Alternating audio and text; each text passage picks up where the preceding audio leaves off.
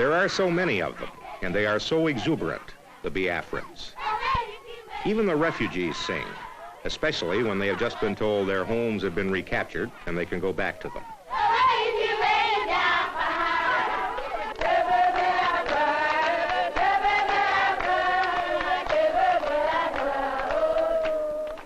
They sing when they get their daily meal.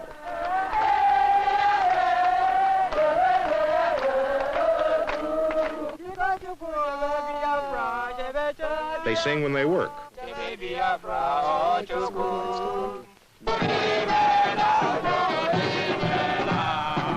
They sing when they practice army marching. No guns, no shoes, but a song that goes something like, "Thank you, General Ojukwu, for giving us the medicine with which to fight our enemies instead of being murdered in our beds."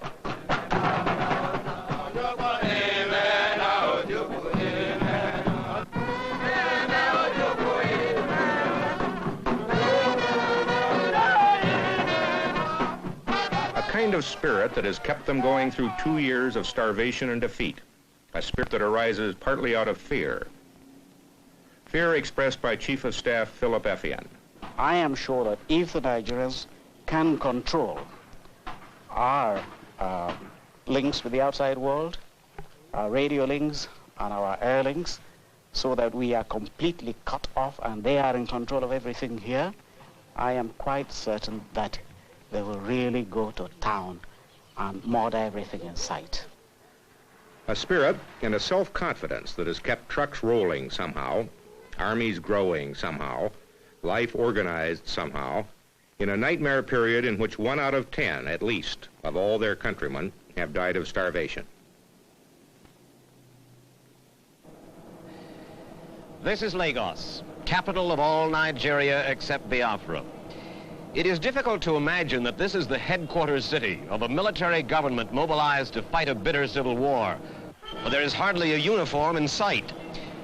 The fact is that Nigeria is not really mobilized. Only a few thousand square miles of a nation more than 100 times that big are touched by that war. There are no shortages. There is no starvation.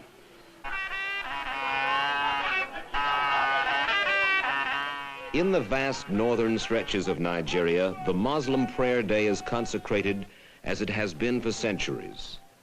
And there is not a soldier to be seen.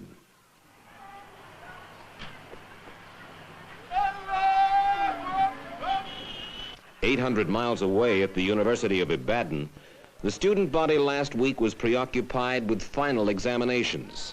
There is no draft in Nigeria, and almost none of the students have volunteered. Only in the war-wrecked ghost towns of the East could I see palpable evidence of a country fighting for its life, and not one Nigerian in 1,000 has seen this.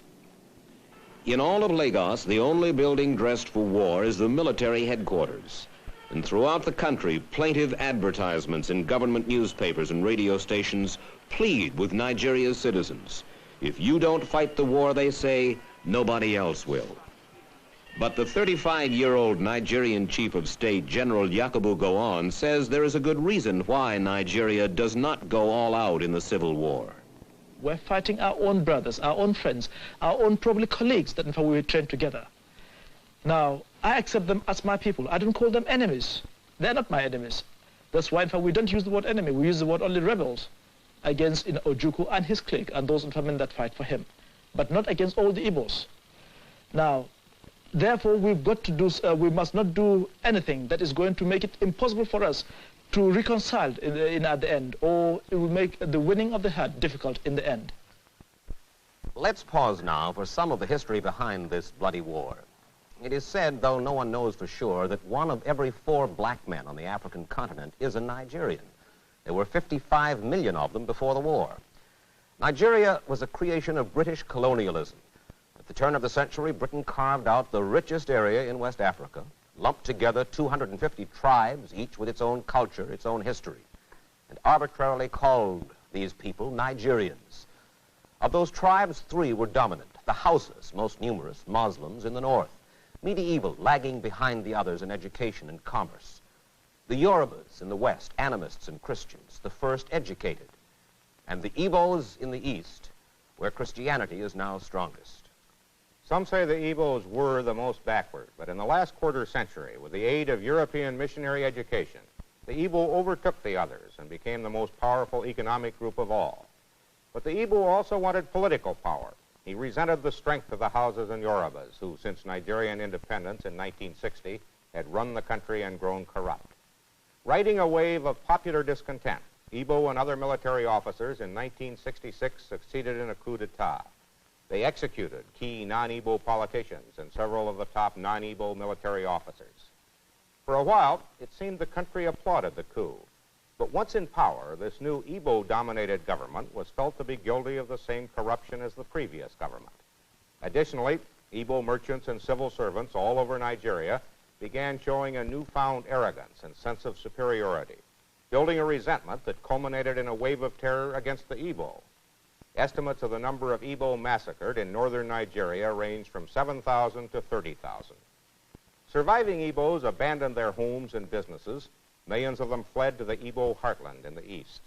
There, led by the charismatic Ojukwu, army officer, son of a wealthy Igbo family, they seceded, proclaiming Biafra an independent nation.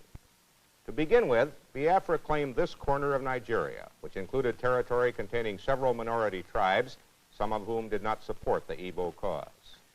Following Biafra's secession in 1967, Nigeria invaded from the north. Biafra struck back across its own boundaries, conquered and held for a while territory in federal Nigeria.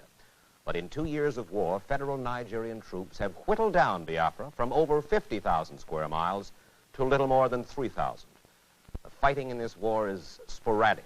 There are few fixed military positions, no real front lines, many hit-and-run raids by both sides, and an occasional big battle for a city or a road junction. This is Nkwalo Junction, right now about 3 miles behind the furthest advance of Biafran troops to the south. There was heavy fighting here in early May as the Biafrans retook the town. Nkwalo Junction is 25 miles from Port Harcourt, a major seaport and refinery city the Biafrans want back. The Biafran troops we found at this road junction were a ragtag collection, looking more like irregulars than the frontline soldiers of the 14th Division, who are currently engaged in Biafra's most successful offensive of the war. How the Biafran army succeeds, armed as it is with an odd-lot collection of weapons, is a puzzle. Some at the front carry communist-made AK-47s, like those used by the Viet Cong. Some only World War I bolt-action antiques. Others modern British semi-automatics. And their pride and heaviest weapon, a .30 caliber machine gun just captured from the Nigerians. Much, in fact, of what the Biafrans are now using against the Nigerians, they have taken from them. One military man up here told me, not totally as a joke, that Biafra now looks upon the Nigerian army as its quartermaster general. And if the Nigerian army runs on beer and bullets, the Biafran army lacks both, with ammunition constantly in critically short supply. These troops had advanced 6 miles in less than a week. Then, practically out of ammunition, were forced to stop on the road to Port Harcourt until more supplies trickled down to them. One of this army's other problems is staying large enough to continue the fight against Nigerians.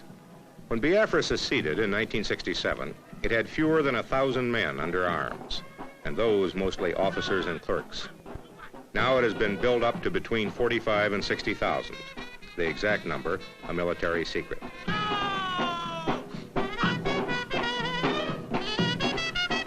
Volunteers made the original army buildup easy. Now conscription of virtually all able-bodied young men is underway. And in a former school compound, we found recruits drilling, marching in the mud to the improbable tune of Margie.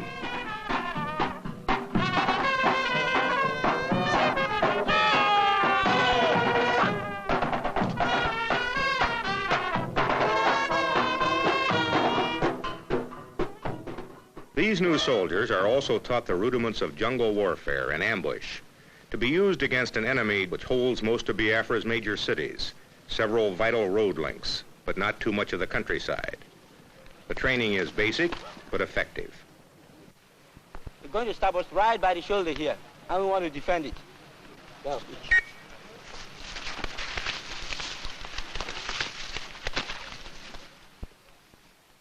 And here I met a young trooper, a very young trooper in the Biafran Army.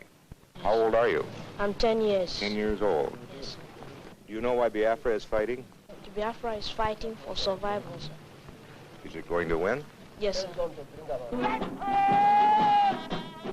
His spirit and that of this tattered army, driven by fear of genocide which may or may not lie ahead if they lose, plus what must be massive ineptitude on the part of the Nigerian army, is the most probable reason that this war of unequals now has gone into its third year.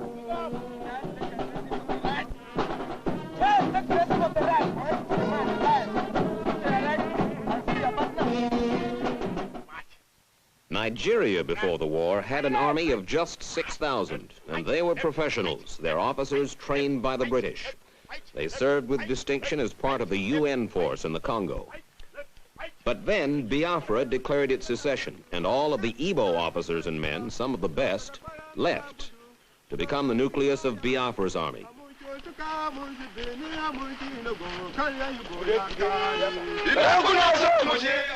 In just the past 2 years, Nigeria's army has exploded to 14 times its original size, to 85,000 men. Recruits who used to get 6 months of training now get a mere 6 weeks. They are volunteers, most of them illiterate, just out of the bush, with little sense of nationhood. Their leaders tell them that they are fighting for one Nigeria, but that does not, it cannot have the same urgency for them that mere survival has for the Biafran. A Nigerian soldier may volunteer because he needs a job, or because army life appeals to him as the good life. Besides his uniform and the prestige that goes with it, he gets a comfortable ration of beer and cigarettes. And the pay, at $40 a month, is not bad. His leaders are not aggressive. Most military observers credit what success the Nigerian army has had so far chiefly to their lopsided superiority in firepower furnished by the British and the Russians. It is said only half in jest. The Nigerian army has so much firepower that they use ammunition as a defoliant. Nigeria's planes, MiG-17s and Ilyushin bombers, were bought for cash from the Russians who want to get a political foothold here. Most of the planes are flown by Egyptians, who are characterized as wary of anti-aircraft fire, therefore less than enthusiastic about going after military targets. That, it is suggested, is one cause of the high civilian casualties in the air raids on Biafra. But the war has been bloody on both sides, and inept and unaggressive though they may be, the Nigerian army, in 2 years of sporadic fighting, has suffered heavily. They will not release official casualty figures, but an army doctor told me that 8,000 Nigerian soldiers have died, and perhaps another 25,000 have been wounded. The military has just 11 army doctors for its 85,000 men. A severe head or body wound in the field means almost certain death. The Nigerian army gives no medals in this civil war. I asked the commander-in-chief, head of state, General Yakubu Gowon, why? I will hate tomorrow, when the war is over, and we sit around the table with an Igbo officer, and he asks, what is that medal? And I say, it is the Okiwe medal, it is the Umahia medal, it is Onitsha medal, it is Enugu medal, it is Port Harcourt medal, and that this is the war for, the war against, the Igbos. They said we hate to sort of have that sort of feeling because it will make the child feel as though, he's a conquered sort of person. The war, says Gowon over and over, is not to conquer the Igbo. It is to bring the Igbo back into one Nigeria. One of the two reasons, along with increased military effectiveness, that Biafra is still alive is the fact that not nearly so many people are starving as were last fall. And the reason for that is the emergency airlift sponsored by Catholic and Protestant churches and the International Red Cross. At feeding centers like this, 3 million people, a third of Biafra's population, is fed 1 meal a day, 6 days a week.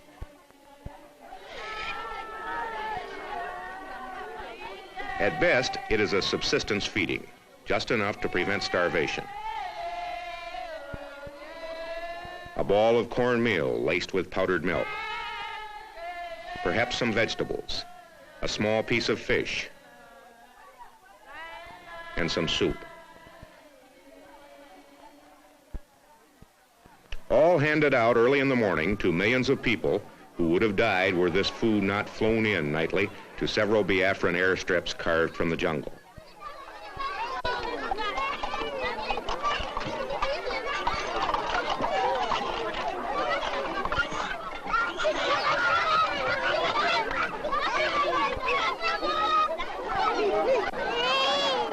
While the relief flights have reduced dramatically the number of children and adults starving to death, down perhaps to 600 a week from the high of several thousand a week last year, the dying continues. In clinics like this all over Biafra, youngsters in the final stages of severe malnutrition still die, as did several of these during our week in Biafra. Not enough food is being flown in, not enough grown, and for many, what there is now just too late. This bush clinic is run by Father Kevin Downey. After 14 years in Africa, he and fellow missionaries were ordered to leave Biafra in 1967 by the Irish ambassador. They stayed, as did Protestants of other nationalities, and they, in the main, have been responsible for keeping Biafra from starving to death. How hard has the war been on the Igbo civilian population? How many people have died, would you think, Father? I would think that we've gone into the 2nd million. I am not a statistician, and it's very hard to talk about millions, but I think that it's, according to the experts here, I think that they've gone into the 2nd million. And they have suffered incredibly. And this is the one big argument that I would put forward as one of the reasons why they want to survive on their own and they want to live on their own. They could not have suffered so long and so much without having a purpose. To augment the relief airlift, Biafra has formed a 2nd army to work the land. It is planting wherever it can. Here in virgin territory, where no crop ever grew before, young men employed by relief agencies and the government are breaking ground to plant corn, rice, yams, melons, anything else that might grow.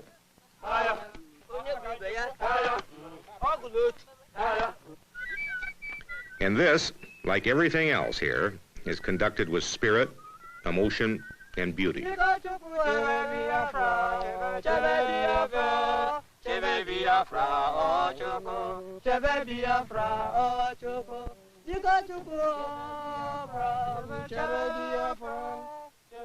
It's clear that as long as this war goes on, the starvation will too.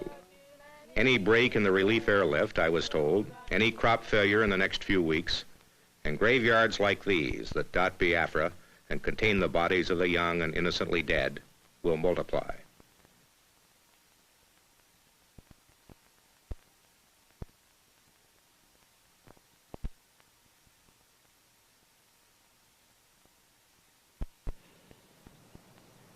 There is a bitter irony in this billboard which is seen all across Nigeria. For Nigerian babies have not been healthy babies.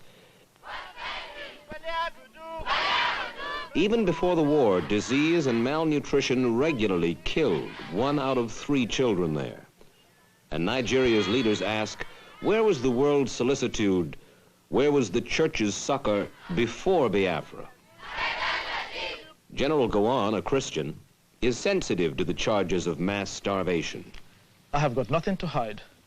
My conscience is clear. I've got moral standard. God knows that we have no intention whatsoever to starve any Biafran children or to commit genocide against anybody. This war was forced on us, and it has got to be fought for the sake of the country, for the sake of the millions of people in this country. But those millions of Nigerians are not thinking mostly of the war. Their chief preoccupation is commerce. And war or not, business booms. The Lagos docks are choked with ships from around the world bringing goods for the huge consumer market here and taking away for sale overseas Nigeria's palm oil and peanuts, its animal hides and cocoa, and its tin. But the real prize in Nigeria, the overriding reason the major powers focus on this country's conflict, is Nigerian oil. Already, they are the 12th largest producer in the world. Conceivably, they will eventually become 5th or 6th. The British produce most of it, a United States company, Gulf, the rest. It is Nigerian oil, much of it under territory that Biafra claims, that is said to trigger France's last-ditch aid to Biafra. It is oil that Nigeria is counting on to finance the reconstruction when the war is done. At the time of Nigeria's independence from Great Britain 9 years ago, oil profits netted about $7 million annually to the federal government. This year, in spite of the war, the Nigerian government will collect almost $300 million in revenue. Biafrans admit it is an oil war, at least in part. They know their country sits above what may be the richest oil reservoir in the world. And it is the oil, plus the ingenuity of the Igbo, that has kept Biafra running. In refineries, backyard stills like this, small, crude, hidden away in the bush, Biafra produces gasoline, kerosene, diesel fuel in surprising amounts. There are 50 to 100 of these refineries all over Biafra, and they now produce enough fuel to keep the army, the church relief operation, the government, and the civilian population on necessary wheels. There is traffic on the roads, and on occasion it is heavy, which surprised me. Troops and food moving, no shortage of transport of any kind. And that is part of the staggering normalcy with which life in Biafra goes on. In spite of 2 years of war, in spite of the loss of all its major cities, in spite of the death of more than 1 million people in 24 months, life in Biafra goes on. Markets like this one at Orlu, where 40 died last year, were bombed and strafed by Nigerian jets. But the markets were moved back into the bush, and daily commerce goes on. Food is still on sale, but in smaller quantities than in pre-war days.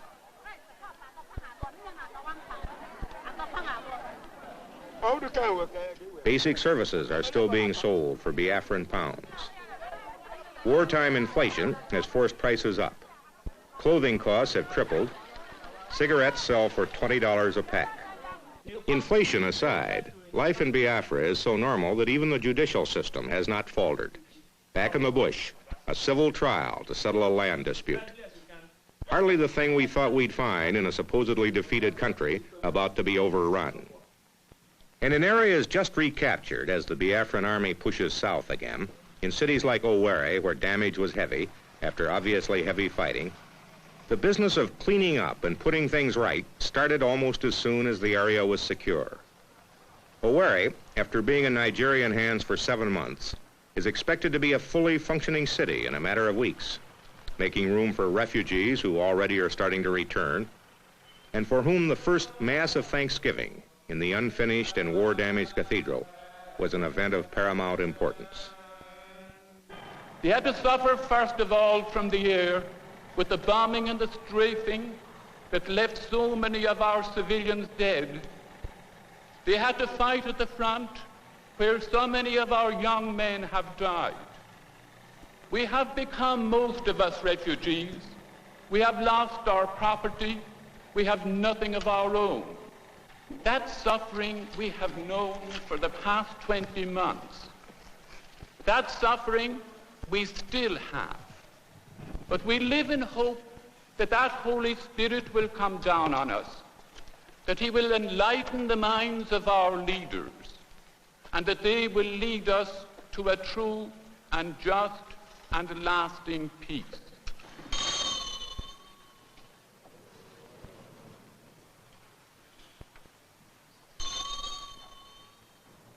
In the territory the Biafrans evacuated as they fled before the federal troops, the abandoned buildings echo only to the wind.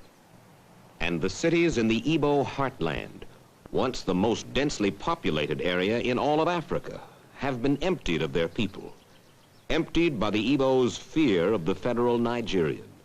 No matter the federal government's assurances that they will be safe, the Igbos flee. They have gone into the bush, leaving their homes shattered by shell fire, their schools barren of students,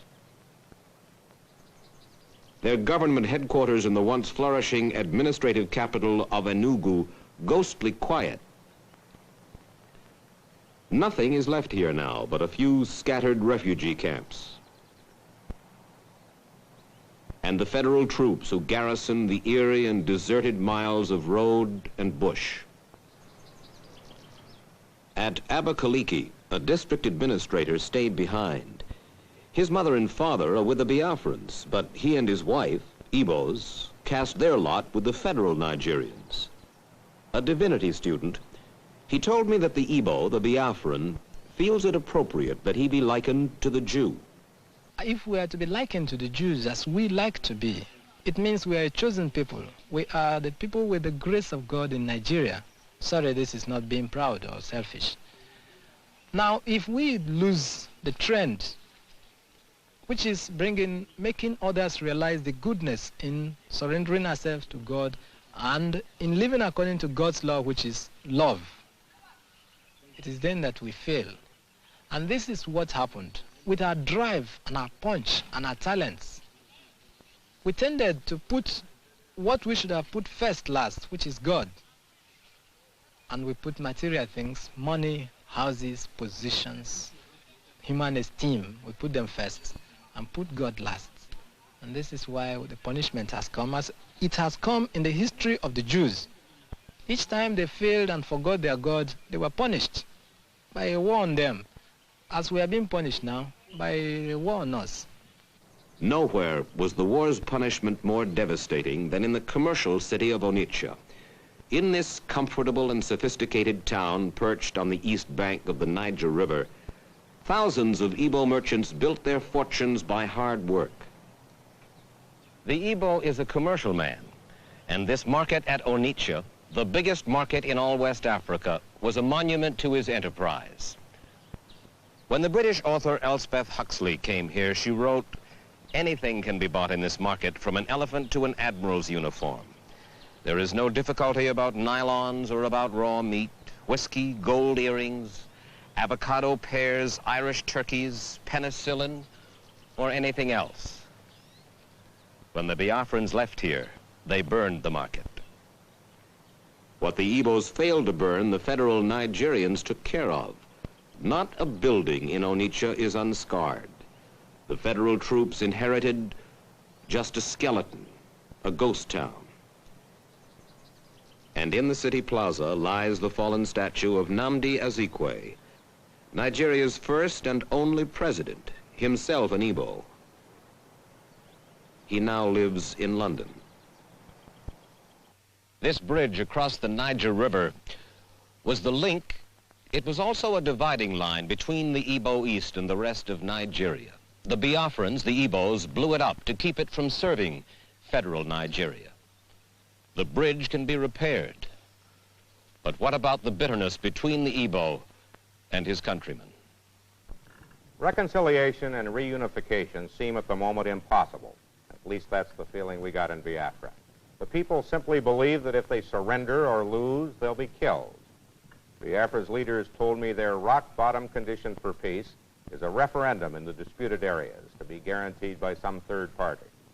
But many observers feel that Biafra would come to the peace table without that referendum if she felt her military position were better and the safety of her people guaranteed. I came away from Nigeria convinced that genocide is not on the mind of her leaders or her people. They know they need the talents of the Igbo and they want them back. They fear an independent Biafra on their flank as a potentially hostile state with expansionist yearnings. And it must be said, there is growing impatience among Nigerians now at the slow pace of the war, and one would expect that pace to pick up in coming months. They've been stung by the recent air raids of Biafra's miniature Swedish volunteer air force, and they'll make an all-out effort, General Gowan told me, to take out the Biafran airstrips from which those planes fly and into which supplies and weapons for Biafra are flown each night. To end this war soon, we conclude it will take a genuine effort by the major powers, perhaps by the United Nations. It will be up to the countries now supplying both sides with arms to stop. It will be up to someone to guarantee the safety of the evil after a truce and as the negotiations begin. The United States conceivably could take the lead because this country has studiously avoided any military involvement in the war, aiding Biafra's relief airlift while backing Nigeria politically. But there seems little disposition on the part of the United States or the other major powers to step in. Their attention is focused elsewhere.